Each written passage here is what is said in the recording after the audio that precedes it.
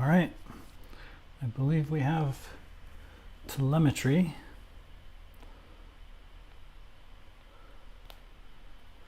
Let's move to the connection scene. Wow, we haven't seen that purple in a while.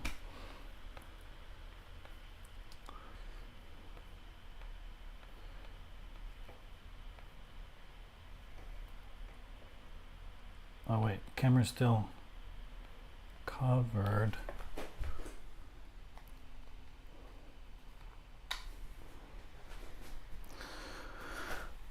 All right. So welcome to Living Well Together.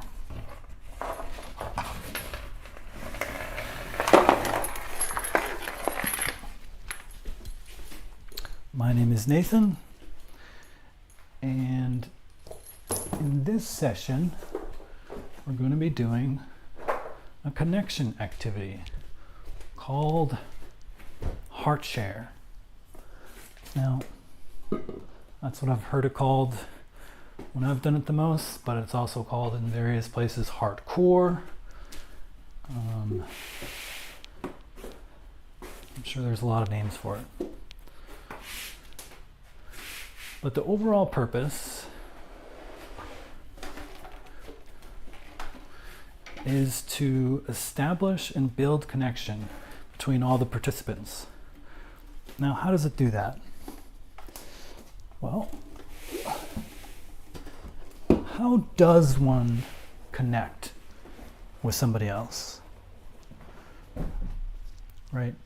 Is it merely being in the same room as someone else?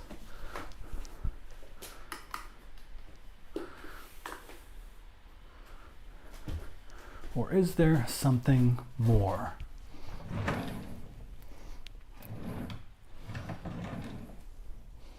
Well, as it turns out, there is something more, and that is understanding. If you really want to connect with somebody on a deep level, you have to listen to them. You have to understand them. Understand their joys and their sorrows. Oh, I think my mom just came home. I need to make her dinner, but it's already, I just need to heat it up. So I'm going to do that in a sec. But let me just explain how this works. In a nutshell, we have all the people who want to participate. Ideally, do some sort of video share, like a Zoom call, but it's okay if it's chat as well. And we pick a person to start, and then they just share what's alive for them. And what I mean by that is they share what's going on with them emotionally. Now, this is really hard for a lot of people. It was really hard for me when I first started, because we're just not used to that. We're not used to sharing. At least I wasn't used to, at least I'll speak to myself, for myself. I wasn't used to sharing what's going on in my heart. Whenever anybody asked me a question when I was little, it's almost like they just wanted me to say what was going on in my mind. What was I thinking about? And it's just not the same thing, right? In this, we want to share our emotions. And so, it's cool if you have projects, different ideas, other things like that, and you want to talk about some other time. But here we're going to talk about what's alive for us emotionally. You can also talk about, I guess, spam.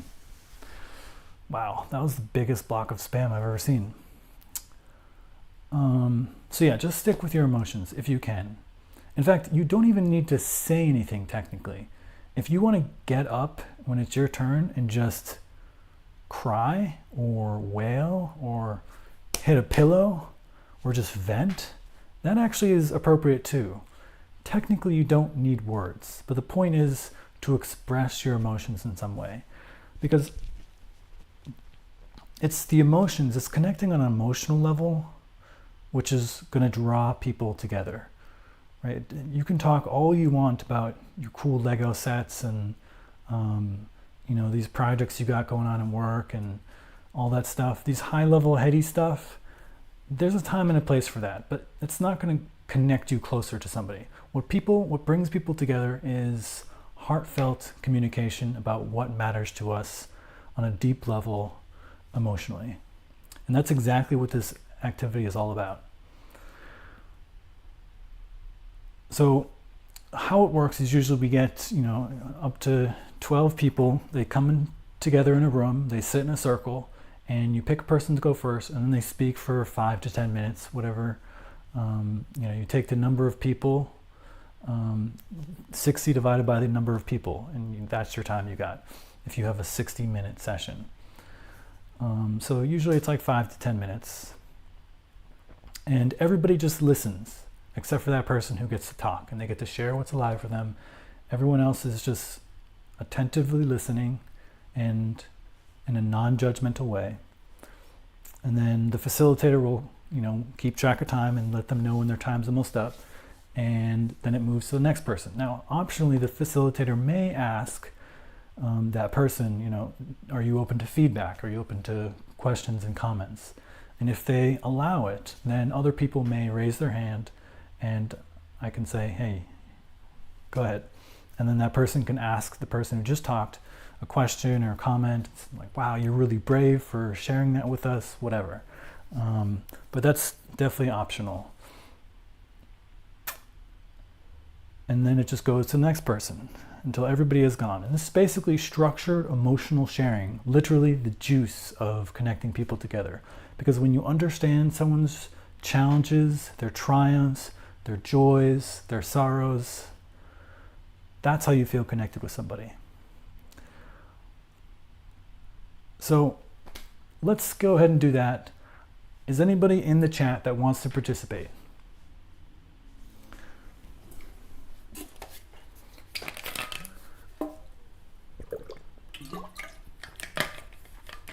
And is there anybody in chat who wants to participate and wants a collab cam link so they can share their screen? All you need is a mobile phone. Click the link and it becomes your camera, and it like splits the screen in half. But chat is fine. It's just, it feels a bit more connective and real, and you know, you're closer to a person in a sense when you see them, or at least hear them, like maybe not even visually see, but hear the voice. But yeah, I'll be on camera and I'll be using my voice, so there's that.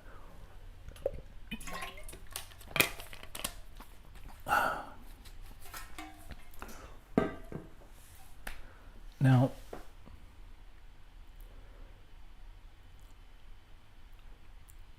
it doesn't appear we have a lot of participants, so that's okay.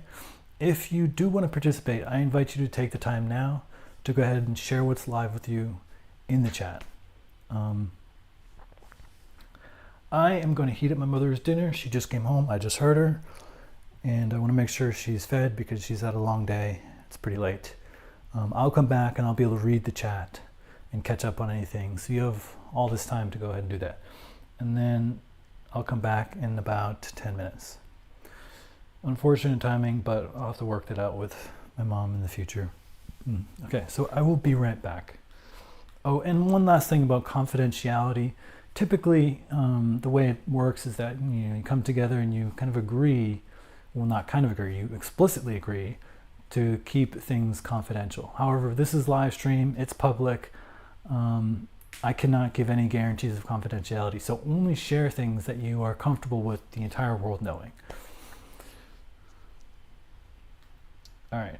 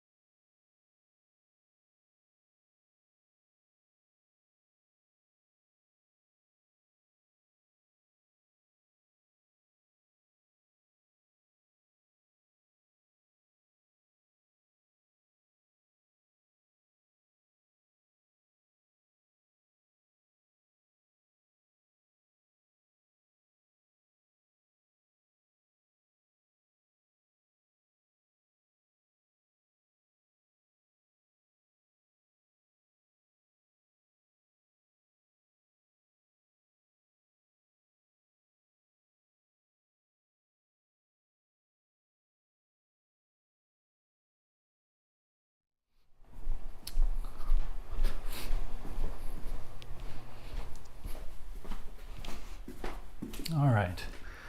I'm super sorry about that.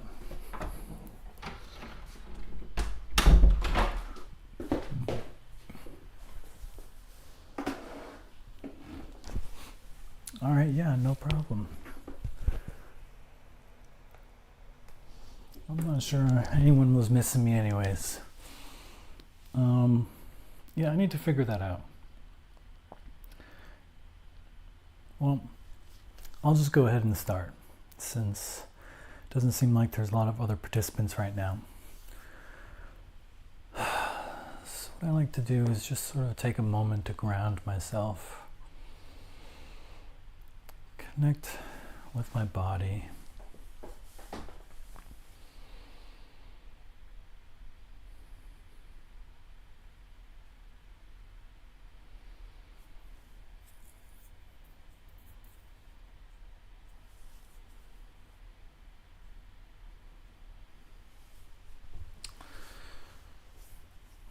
Well,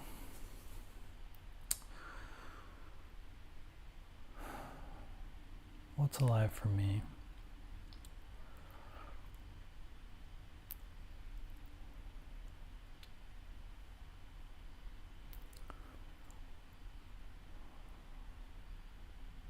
I suppose there's a lot of uncertainty, which manifests itself in subtle ways as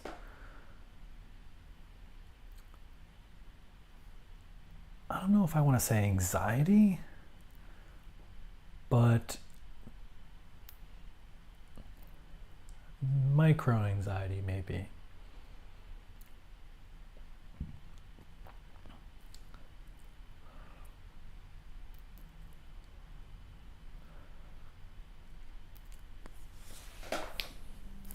You know, this path I've chosen to take in life is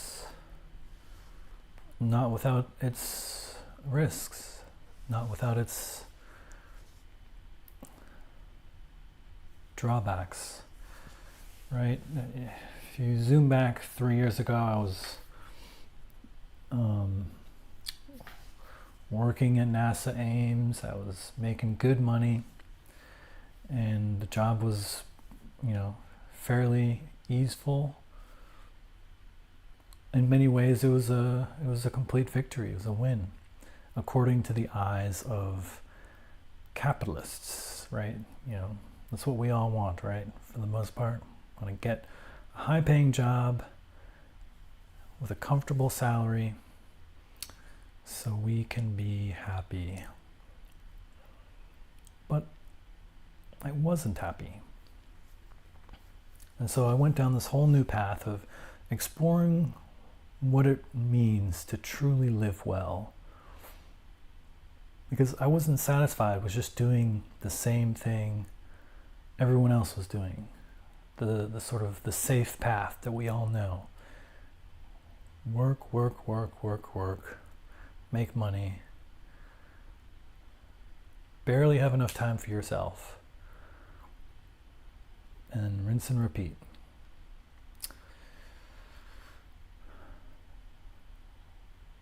So I took a leap of faith,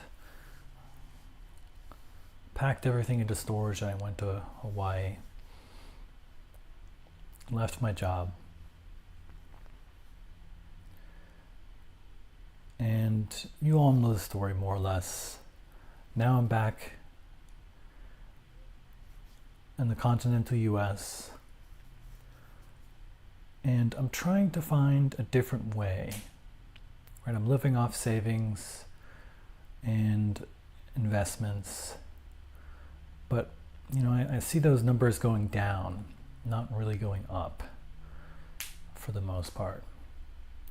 And so, I guess I just feel like a little bit of uncertainty there. I think in the long run, I do want to start a family. I want to have kids,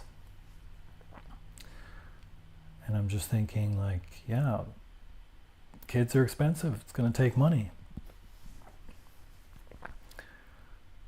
If I fail to create a community,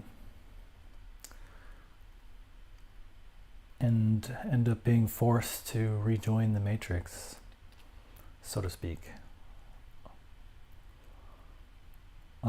Yeah, I guess I'll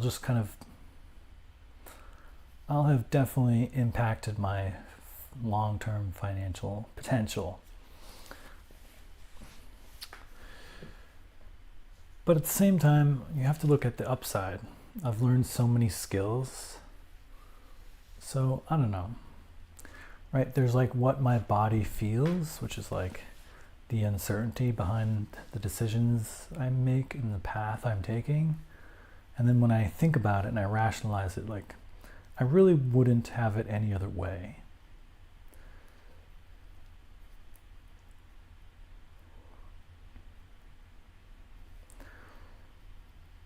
Hindsight is 20/20. So I guess I'm feeling a little of that. I guess I'm also a little nervous about the state of my relationship with my partner.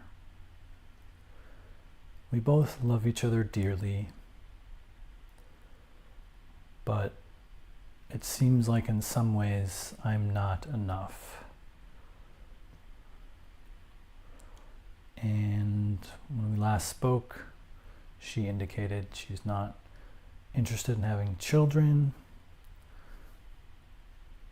So, yeah, it's just complicated. You know, we love each other, we want the best for each other, and we want to support each other. As far as I'm concerned, I'll always be there for her. But yeah, if she doesn't want to have kids, then that kind of conflicts with my desire to want kids. So yeah, it just seems like there's some complication.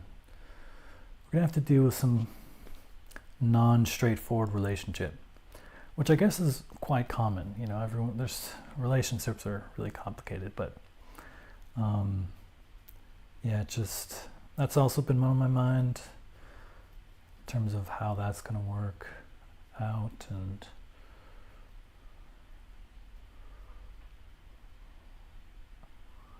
yeah.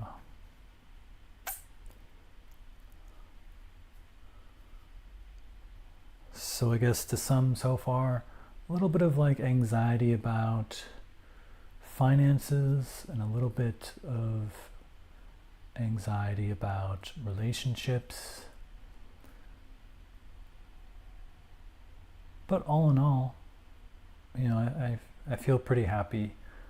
I feel like I'm at peace with the way things are, more or less, otherwise.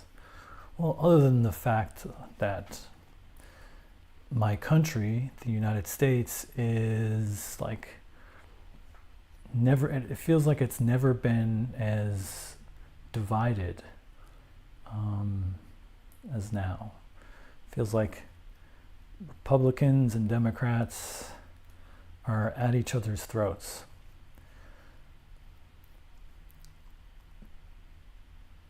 But I think the important takeaway there, I mean, it's complicated, right? Because in reality, that's not really the case. In reality, we're a lot more aligned and we're a lot more alike. But the problem is the internet and news in general tends to polarize. It tends to promote the more extreme views. The articles that get the most clicks are the most outlandishly titled, right? Like, clickbait is a thing. And again, this is because we live in a world where everybody has to fend for themselves. Everybody's just trying to make as much money as possible to survive.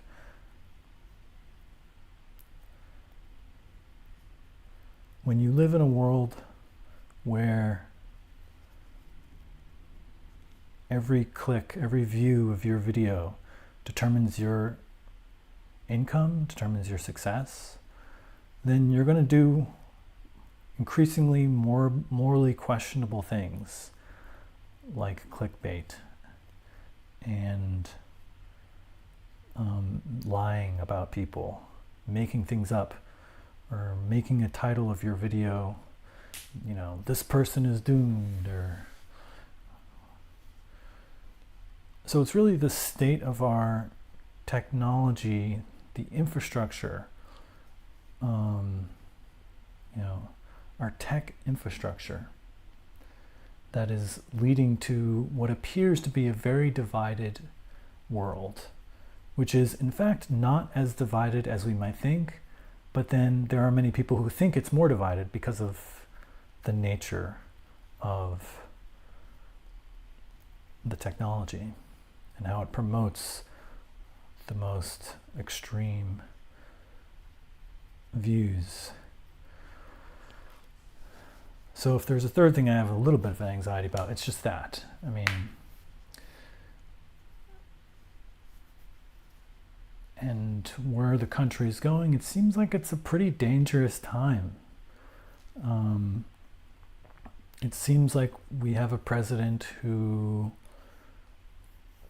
is ignoring the old norms and doing stuff that seems pretty extreme to me. It seems like, for example, Jimmy Kimmel was taken off the air. He's back now, thankfully. Not everywhere, but in some places. Think about how dark that is. Basically, a president or a president's lackey who basically listens to the president verbatim, like anything the president says, this guy's going to agree to or get fired, because that's the precedent that's been set. When a comedian, or really anyone, could be a journalist too, but when somebody can be pulled off the air because they say something the president doesn't like, that really is a very dark place to be. I mean, there's a reason why we have the First Amendment, right? So it's really interesting when people were trying to defend it, like, it's not a violation of the First Amendment. It's called consequences for your actions. Well, no, that is a violation of the First Amendment. You can't just say it's not, like, and then by fiat. There should be no consequence. In a free nation where you're allowed to speak without fear of punishment, like you have true free speech, you should be able to say anything you want. Now, of course, there's exceptions, you know, defamation, etc. But if a comedian can't say a joke without fear of getting his job taken away, that's a slippery slope to authoritarianism. And there are numerous countries out there that do exactly that, where basically everything is very carefully policed. The newspapers are afraid to say anything negative, like no one speaks up against the dictator because of fear of reprisal. And that's a dark place to be. It basically gives the government unchecked authority to do whatever they want, and no one will question them. So I have concerns that that's where this country is headed. Right? If Trump really wanted to make America great again, he would make it so that anyone can say anything without fear of reprisal. But that doesn't seem like what he's doing. He's saying that there are consequences if you make a joke. And the funny thing is, if you look at the skit that Kimmel did, it wasn't even a joke. It was actually so tame. It's actually it's hilarious how little he said. that got people upset. So yeah, scary times. What else?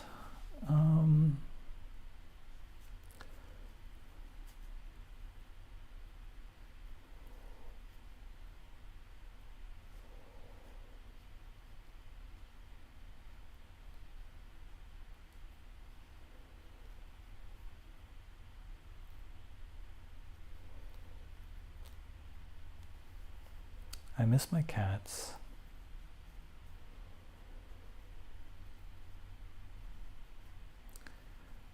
I got my cats during the pandemic. And so you can imagine working from home,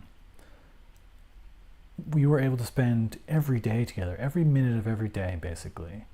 You know, sometimes, of course, I had to focus on work, but they were still around in the same room or in my lap or trying to step on my keyboard. And then even after the pandemic ended, I was still doing work from home for a while. And then we went to Hawaii, and they were around us all the time there. And so, I don't know, I just have a really close connection with my cats. So I feel them not being around me quite, it's quite obvious, and I definitely miss them. But I'm sure they're doing all right.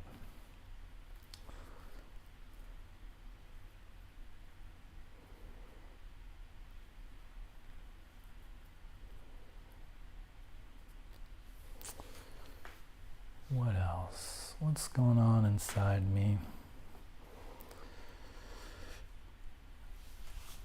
I mean, normally I think that would be about time for my share, but it doesn't appear that anyone else is here. Well, there is someone here. Marco, welcome. Hey, my cats are back in Brooklyn, New York. I'm currently staying with my parents because they both got injured. They're hospitalized. In fact, my dad's still at the hospital. My dad broke his pelvis, fell off a ladder. My mom broke her ribs. So I'm here helping out around the house for the next couple weeks. And yeah, that's why I'm away from my cats. But I think next time I want to see if I can bring one of my cats here.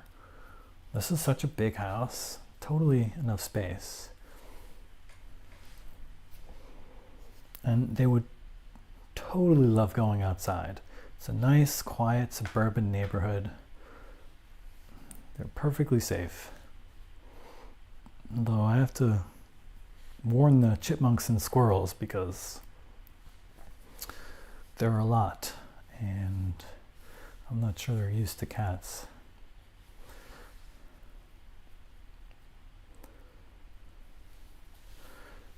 So yeah. Oh, thank you.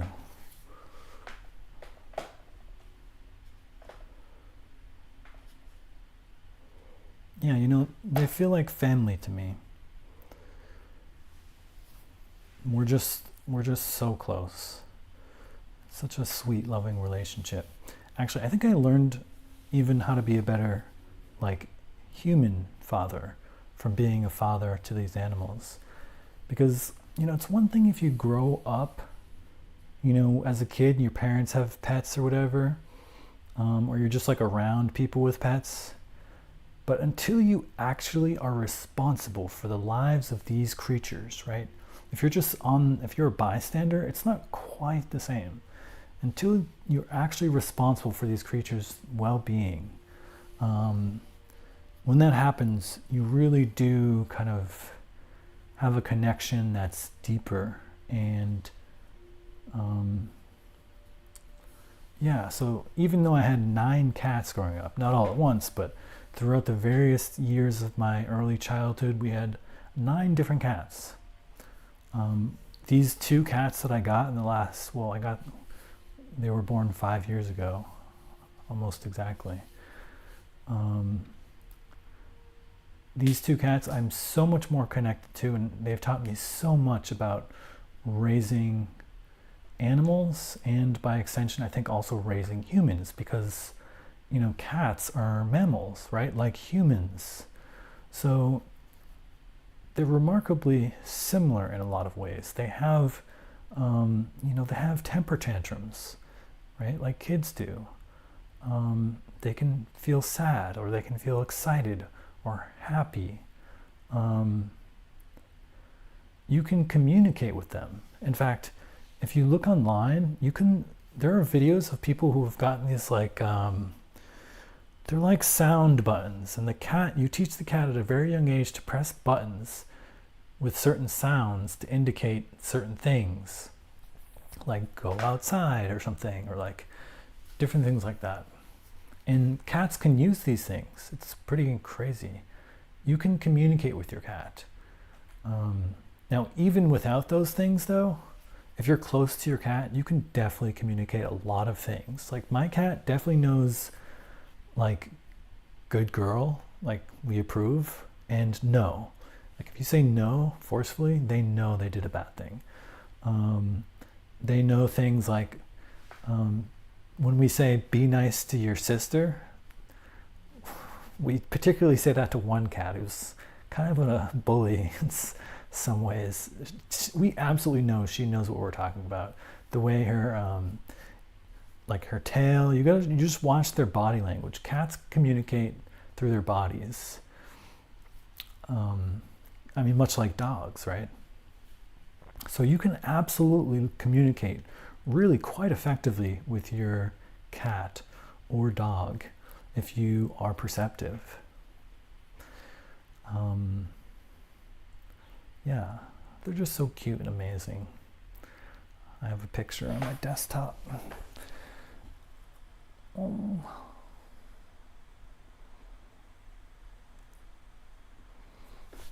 You can see pictures of them on their Instagram.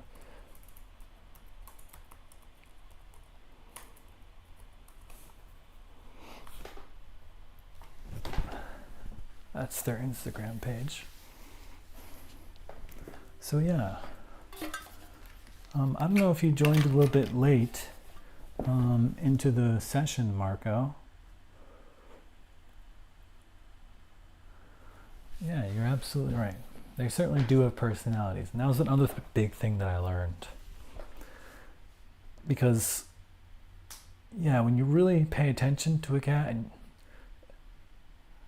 like this time around after raising my own animals, I noticed their personalities. And then when I watched other cats, I was more attentive to certain aspects of their behavior and their own personality. I can more quickly see how every cat has their own personality, just like every human has their own personality. It's really quite fascinating.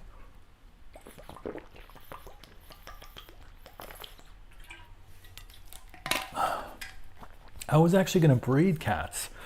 The cats we got them unspayed. We were going to breed them, but you know, one thing led to another, and we decided to put that off. But the goal was to create like highly social and highly intelligent cats, and we would take a very like scientific approach, right? I'm a scientist. I would do it by the book, and yeah, just take like the smartest of every generation, have like these really good instruments or surveys, questionnaires, you know, however we would monitor and assess their intelligence, and you know,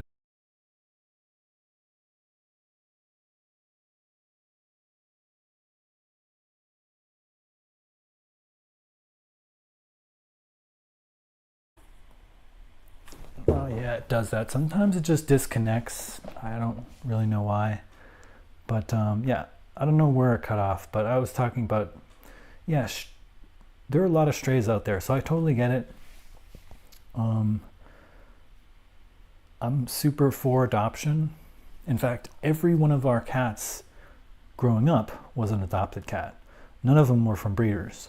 But when I got these two cats, in the pandemic, I decided to get them from breeders because I wanted to see what that experience is like. And I think there's huge benefit to that.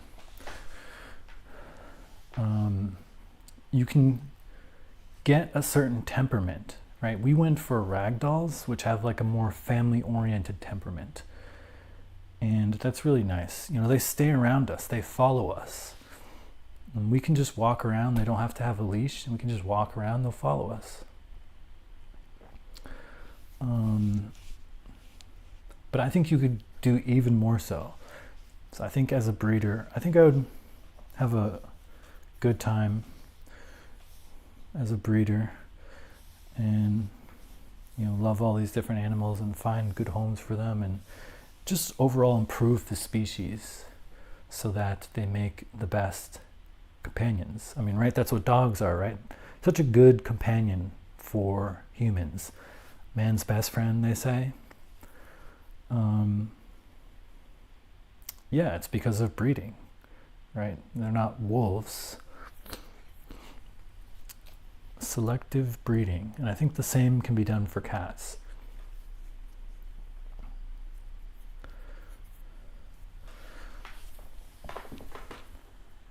But okay, so we are at the end of our connection episode. Looks like we only had a few people. That's all right. We'll grow the audience more here. I'm going to transition to another mindfulness.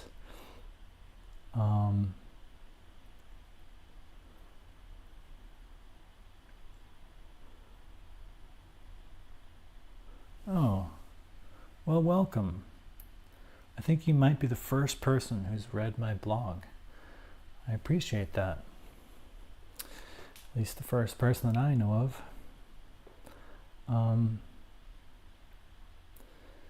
Yeah, you know, it can be difficult. Everything has its challenges. I think it's important to do it right, for sure. You know, there's a lot of backyard breeders who do a crummy job and they keep their animals in small, tiny cages, and that's not cool. No, I want to do it right, you know, where you personally care and love every single animal, and you do it as part of a bigger group, right?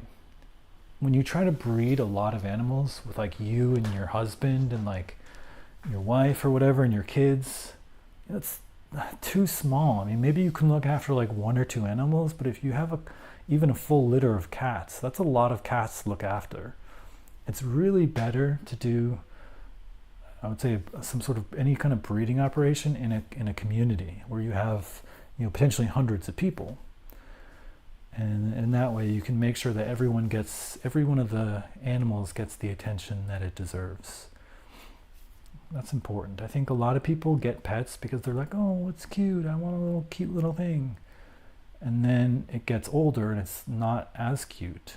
And they just kind of forget about it and go on with their lives. And this animal is just like starved for attention. So yeah, I think there's definitely a right way and there's a wrong way. I hear you there. So what blog post did you read on my website?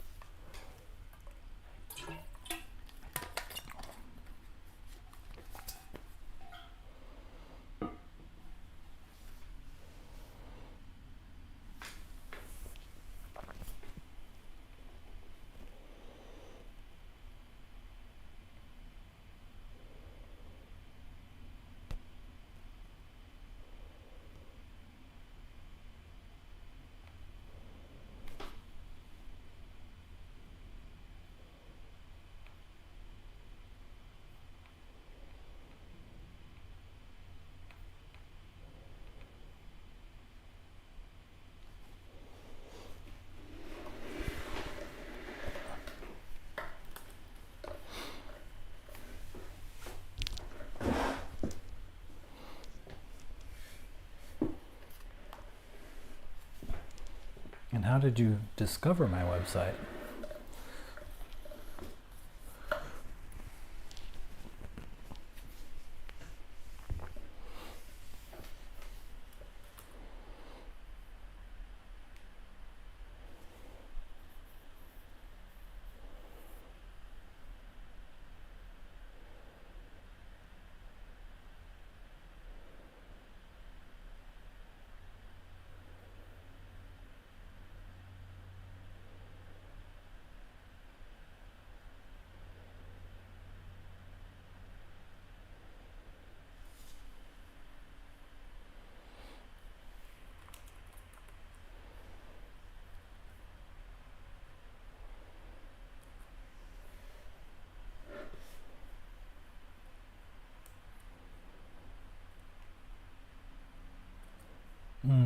I see.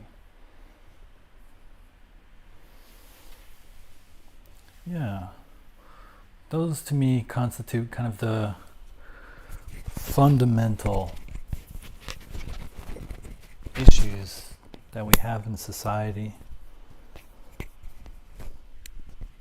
How can I make this better?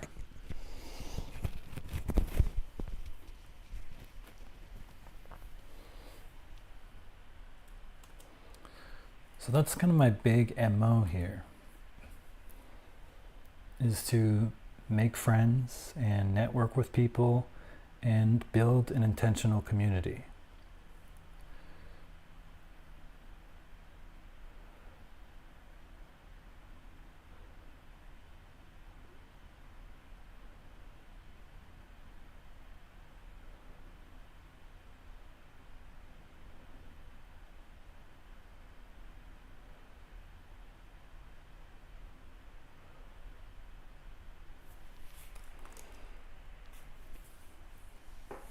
They can be. I wish I was good with my words. But I guess we all have high standards for ourselves, probably.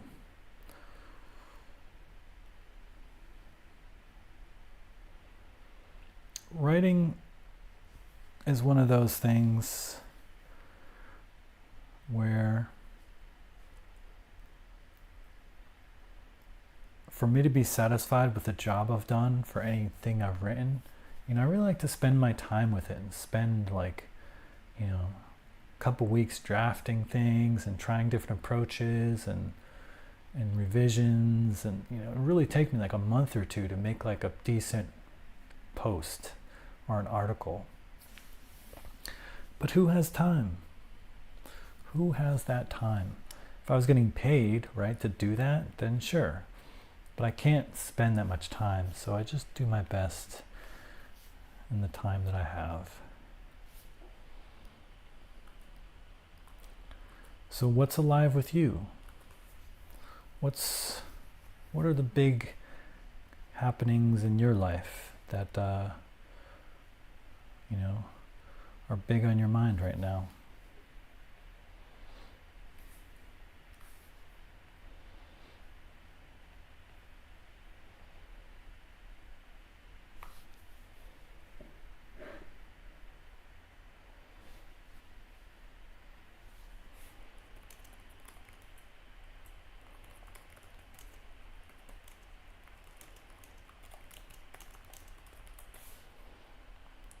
Just a Twitch viewer. I'm sure you're much more than that.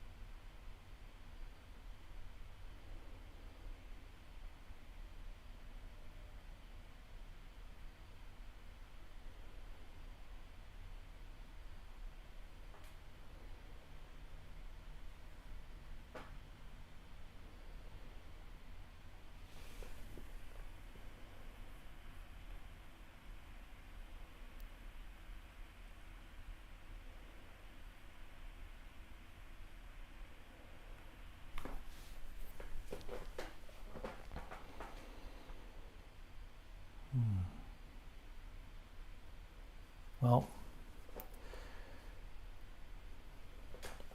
you don't have to share if you don't want to, but if you do, I welcome it.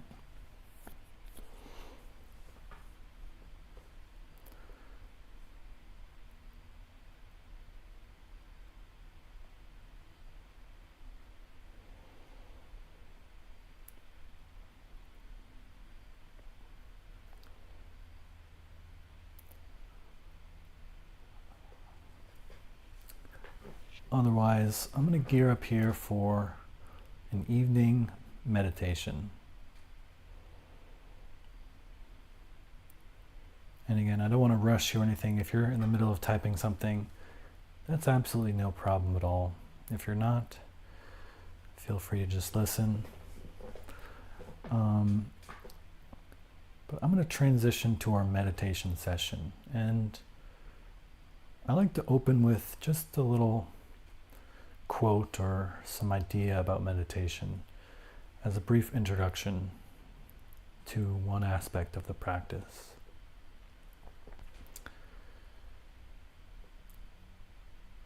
In the last few episodes, I spoke a lot about regret. The idea being, you live your life and you get to old age, you're 100 years old, and you're sitting there in your deathbed and you're looking back at your life. And how do you feel about it? Do you look back and do you feel a lot of regret? Wish you did this or that? Wish you had taken time to learn an instrument or connect with your daughter more? Wish you had gone to college? Or do you look back in your life and smile and think, wow, like I had a really great life. I did the best that I could with the time that I had, and I am satisfied.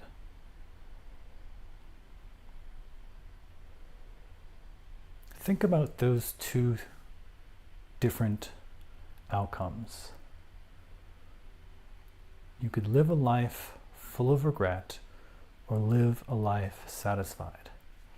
If there was a way you could more or less guarantee that you live a life without regret, wouldn't you want to know that way?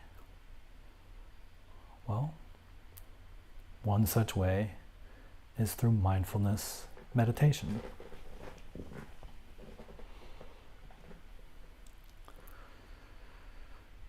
And that's a powerful thing. Think about that. It helps you live life without regret. And it does it in a number of different ways. I can't even begin to address them all now, or else we won't have time for meditation. But the primary way is that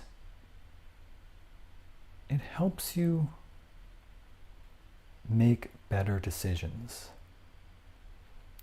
Right? Most of us, when we go through life, we're kind of on autopilot. Right?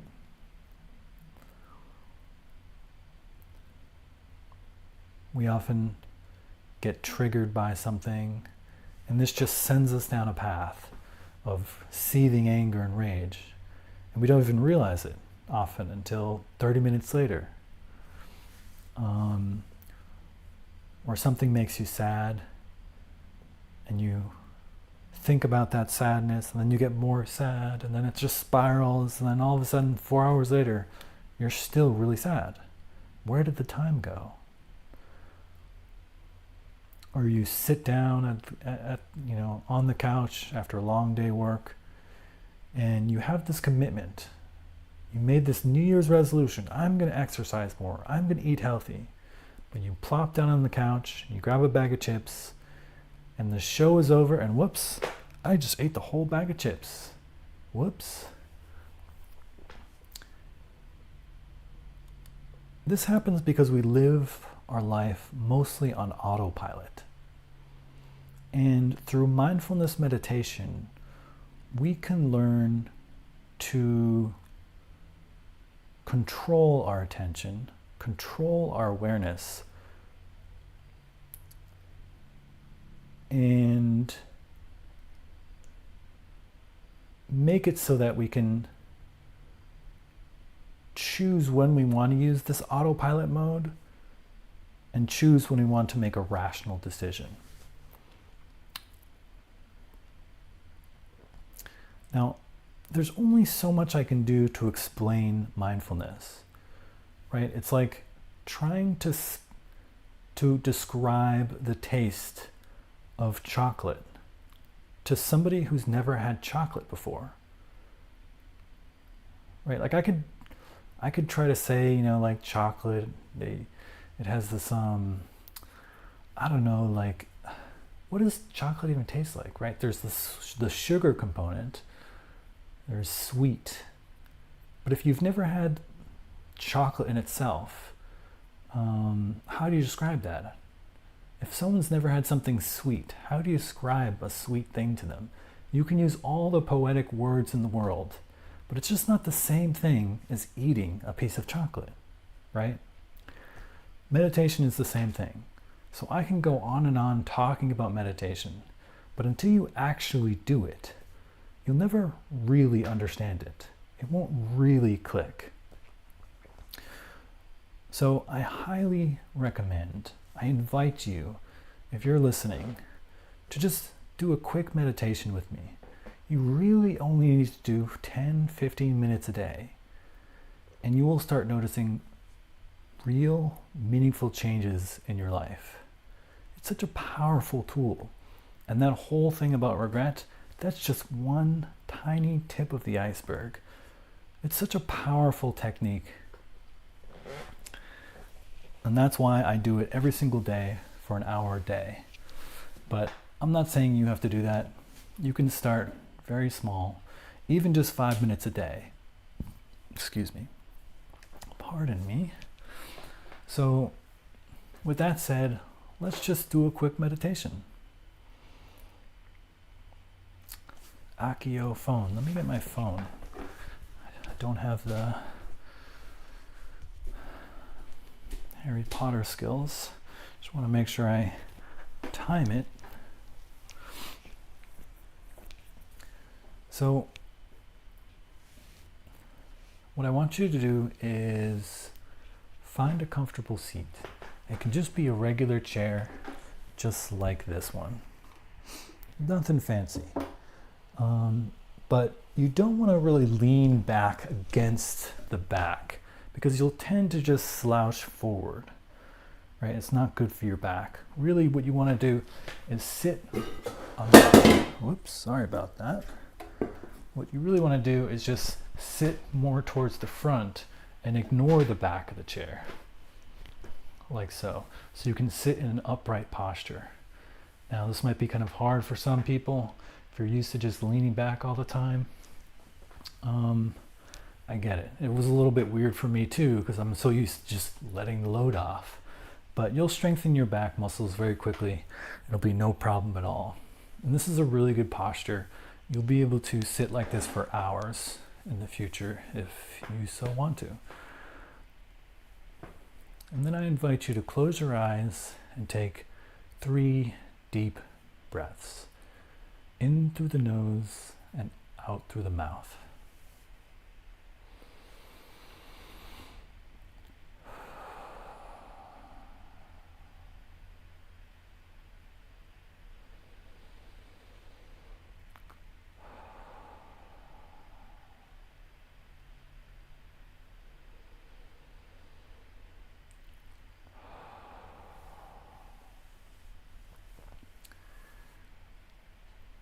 Now, meditation is an umbrella term. Really, there are many different types of practices involved in mindfulness meditation. But I'm going to start with the most fundamental one. It's called mindfulness of the breath. How this works is really quite simple. As you breathe in, feel where you feel, notice where you feel the breath the most. It could be the tip of your nose, or the back of your throat, or your chest. Wherever you feel it the most, I want you to place your awareness on that spot.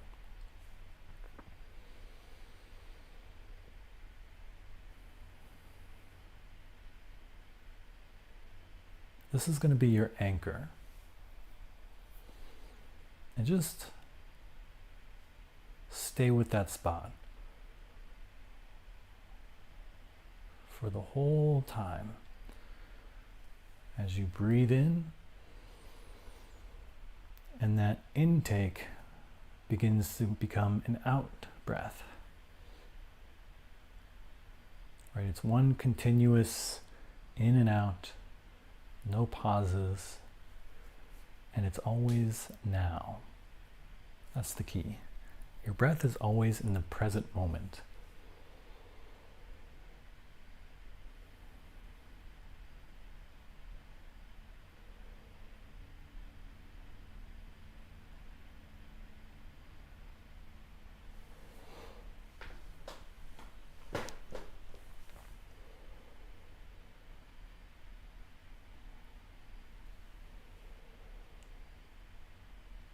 I want you to try to explore your anchor as if you've never explored it with your mind before.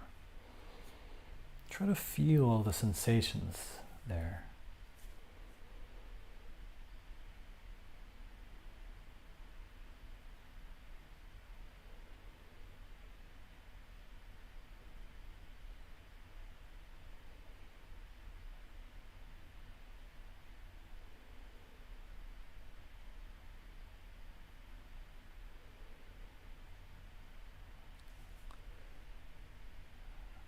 Now that's the first part.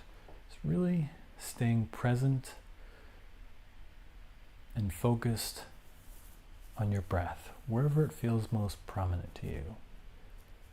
The second part of this practice is noticing when you've become distracted. Because it's going to happen. Everyone gets distracted.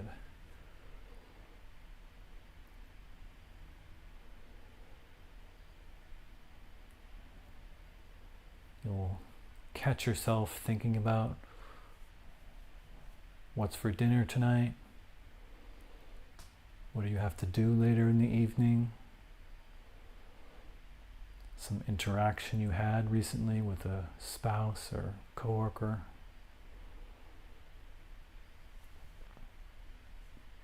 You're going to have some thought or feeling or sensation that pulls your focus away from your breath, away from that anchor point.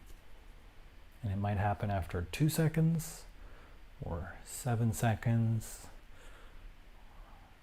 15 seconds. It'll be different for every person. And when you notice this, that's a victory. That's part of the practice, is strengthening the connections in our brain with regard to noticing you're distracted. And the final part is redirection, is gently nudging your attention back to your breath. Mindfulness of the breath consists of those 3 things, and that's all there is to it. Focusing on the breath, noticing when you get distracted, and redirecting your attention back to your breath. That's really all there is to it.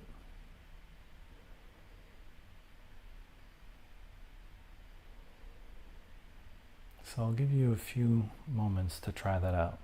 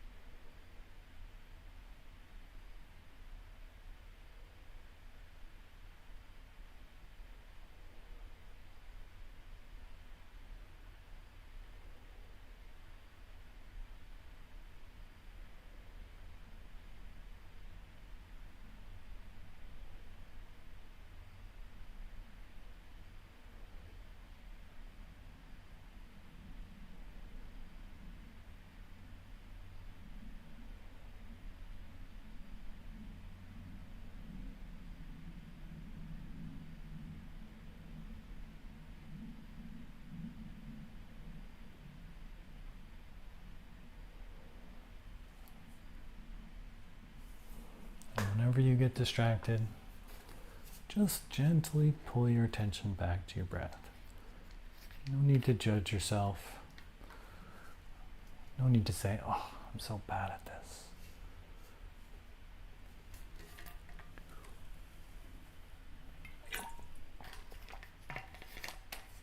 Everyone starts somewhere.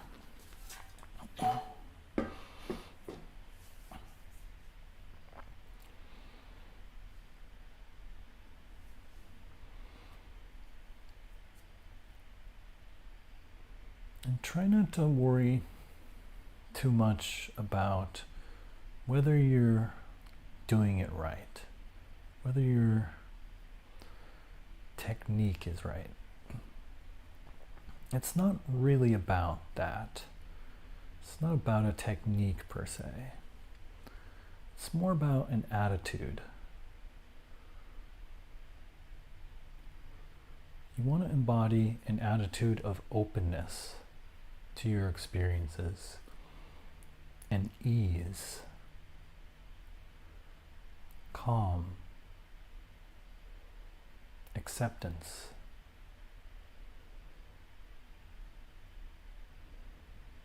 Whatever comes across your mind, feeling, thought, judgment, sensation, well, that's your mind. Just accept it. Just notice it. And gently pull your attention back to your breath.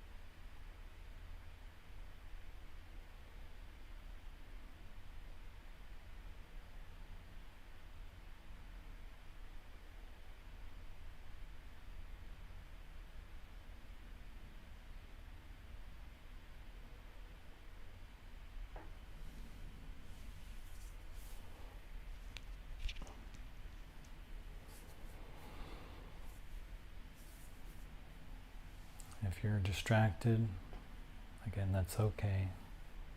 It's totally normal. Just gently pull your attention back to your breath.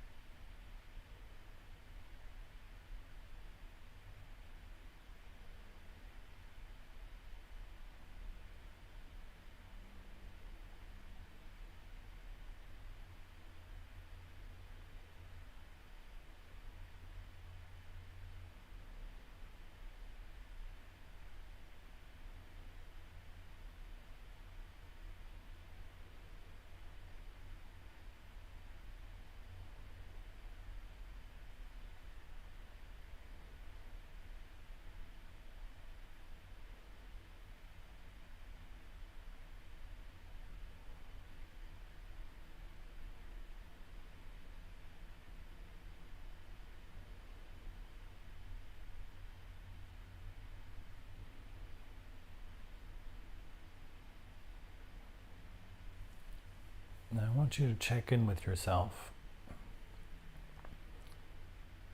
How are you feeling overall? Is there tension anywhere?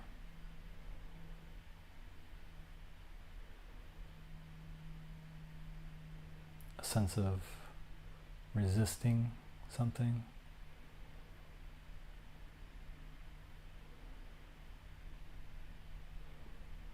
You feel like it takes a lot of effort to do this?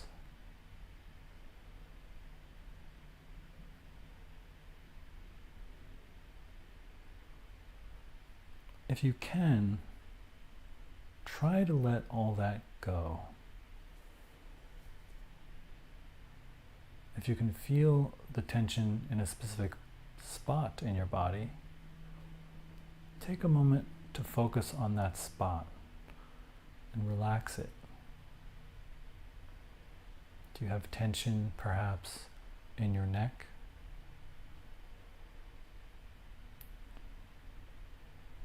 Focus on that spot and relax it.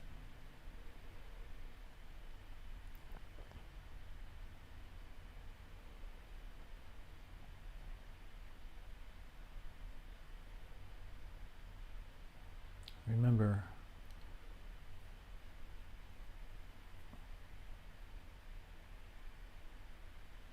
you'll want to embody an attitude of openness and ease.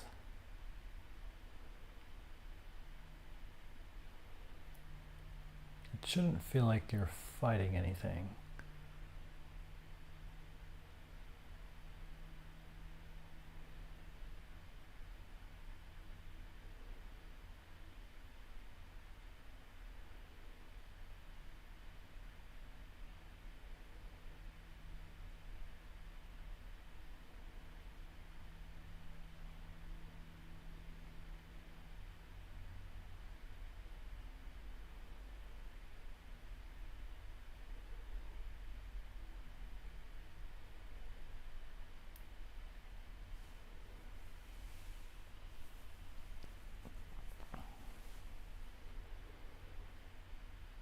And when you're ready, return to your breath.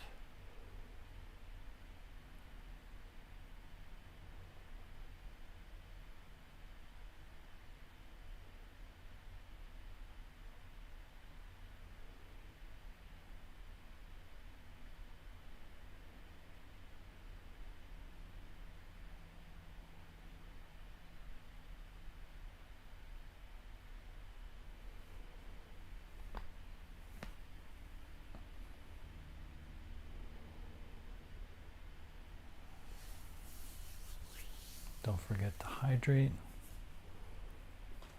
If you're thirsty, or adjust your position in your seat if it helps make you more comfortable. We're not trying to be super stiff and rigid here. On the contrary, we're just trying to be present. And open to all our experiences. And if one of those experiences is thirst, satiate it.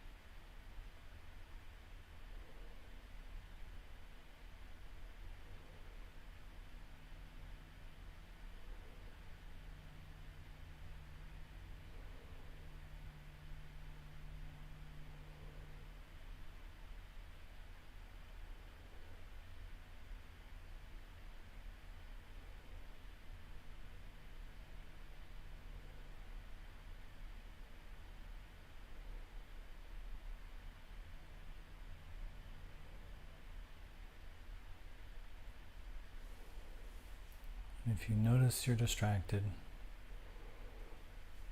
that's all right. Just gently pull your attention back to your breath. It really is that simple.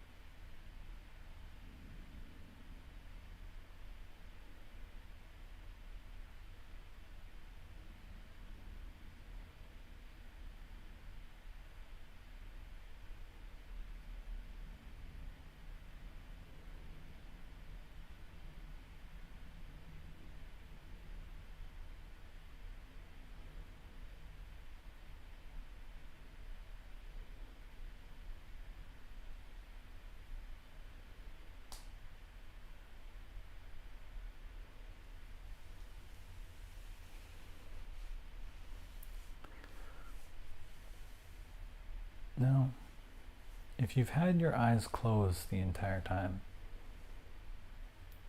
I want you to open them.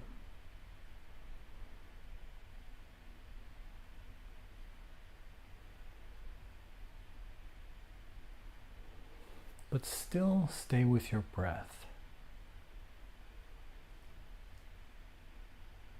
Now, this could mean you have a very soft but wide gaze fixed ahead of you. But it could also mean that you move your eyes across the room, looking at objects, but not lingering on them, not thinking about them, still just focused on your breath.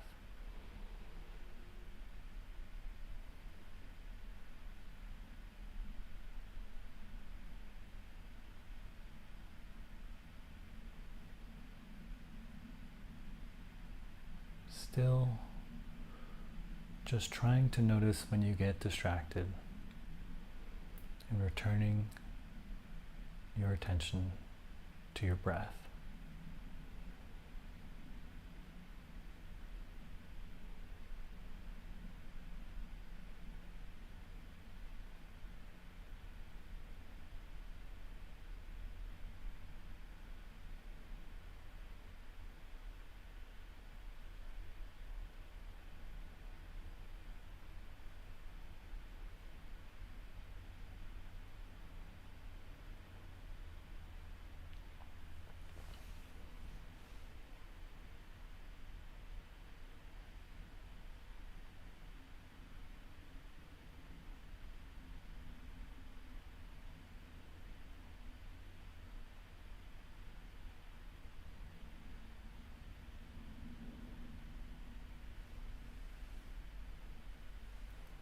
What you might notice is that there's nothing different in principle between meditating with your eyes closed or with them open.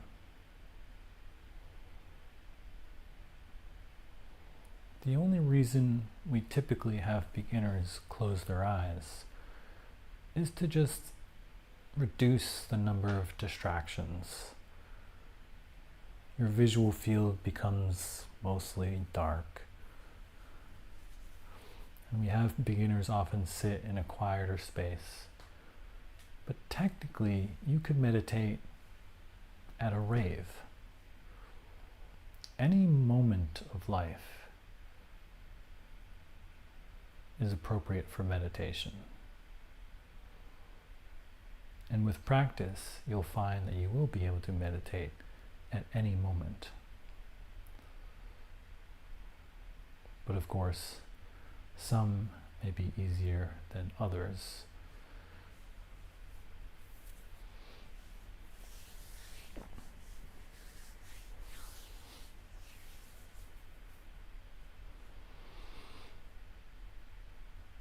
So you can keep your eyes open or close them if you wish.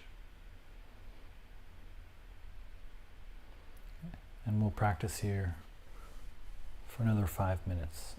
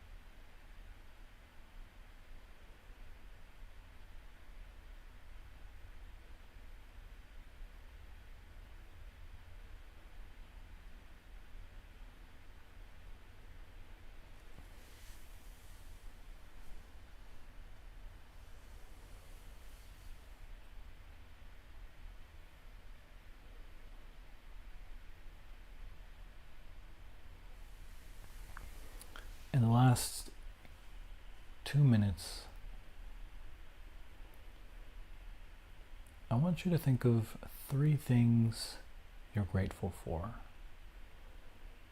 and why you're grateful for them. I am grateful for because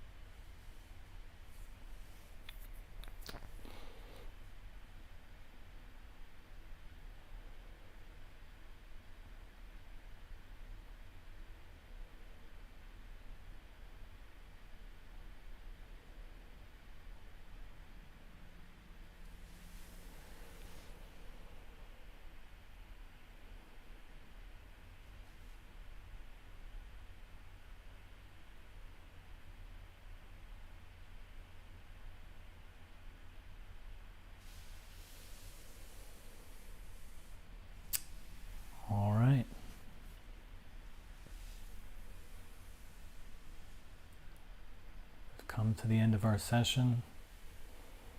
You can move your body a little bit. Wiggle your feet and your hands. And open your eyes when you're ready.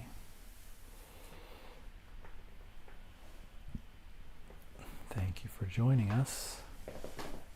And now's a good time, if you'd like to share your experience, to do so in chat.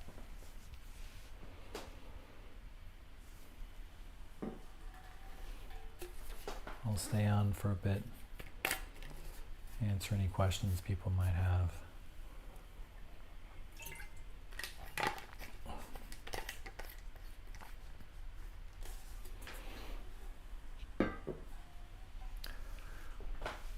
I will say I was a little bit not sure if doing a late night meditation would be good, because although I think I was fine, because I tend to be a night owl, I can see a lot of people getting kind of sleepy at this hour. And so, yeah, we don't want that. It's easy to fall asleep in meditation.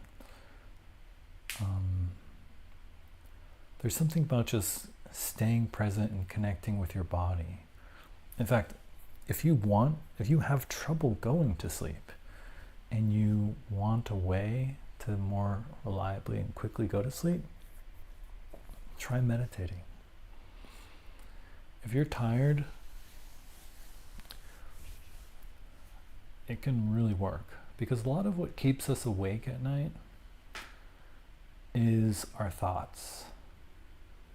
Thinking about our thoughts and our feelings and having them keep going and going and going in a never-ending thought pattern. That's often why some people have difficulty falling asleep. So if you meditate,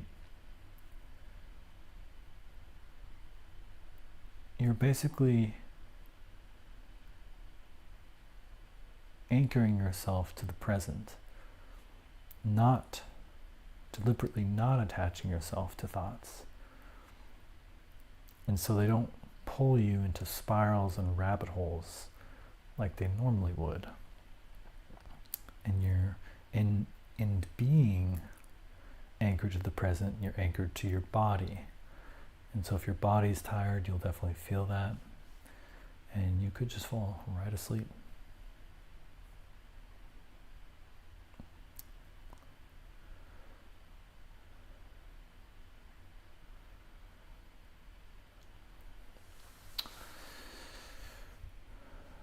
All right, well, it doesn't look like there's a lot of chit chat or questions, comments, or anything. So it's getting late here. I'd like to start wrapping up for bed myself. So thanks for everyone who joined, and thanks for everyone who's going to watch this later. And I'll see you all tomorrow. Bye.